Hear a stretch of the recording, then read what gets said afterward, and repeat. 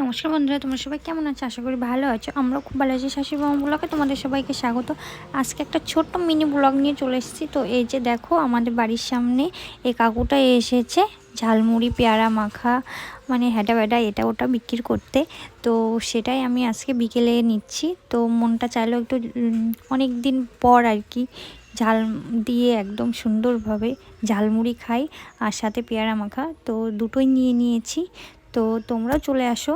আর আমার ভিডিওটা এখনও যারা সাবস্ক্রাইব করোনি, তাড়াতাড়ি এরকম ভিডিও পেতে তাড়াতাড়ি করে সাবস্ক্রাইব করে নাও।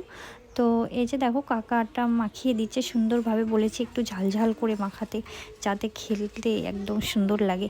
অনেক দিন পরে, সেই কবে খেয়েছি ভুলে গেছি, সিরিয়াসলি ভুলে গেছি, সেই স্কুল লাইফে। এইদিকে এখন সেরকম মানে ঝালমুড়ি পাওয়াই যায় না দেখতে গেলে। আর আগের মতো না সেরকম একটা টেস্টি করে বানাও না, আগে তো অনেক কিছু দিয়ে বানাতো। তো চলো যাই হোক, এই যে কিনে নিয়ে চলে এসেছি, আমরা সবাই মিলে খাবো, তোমরা চলে আসো। বাই।